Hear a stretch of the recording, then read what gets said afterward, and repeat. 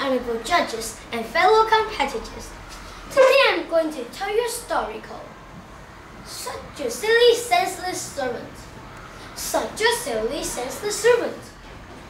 An important Chinese judge had a very silly servant, despite the fact he was a non-school. But the servant was kind-hearted, and so the judge could never bring himself to fire him. One day, the judge had heard his servant has been put in the jail. He quickly to ask him why. Well, I just saw a rope lying on the ground and picked it up. What? Why did they punish you so harshly for picking up just a rope? Well, but I didn't notice there was a clown on the other end of it. The judge scratched his head and said to himself, such a silly, senseless servant. Another time, when the judge called his servant to come back to the house. Come back to the house, quickly! And the servant shouted back. Okay, just as soon as I hide my hole over here in the last row. When the servant went back to the house, the judge scolded him.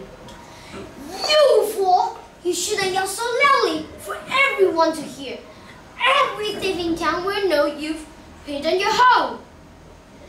At last, the judge rolled his eyes and said to himself, such a silly, senseless servant.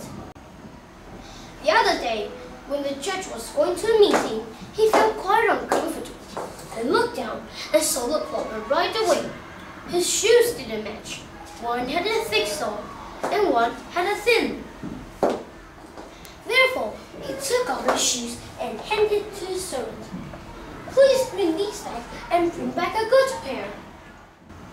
But when the servant came back, he was empty-handed. Where on earth are the boots I tell you to bring? Cried the judge.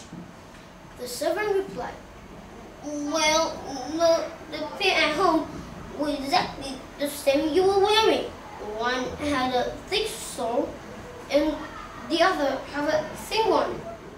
The judge shouted back, you should either bring two are thin or two are thick. At last, he jumped and said to himself, such a silly, senseless servant.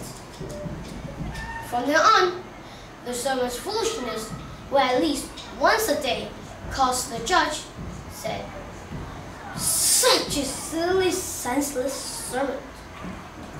Thank you everybody for listening to my story.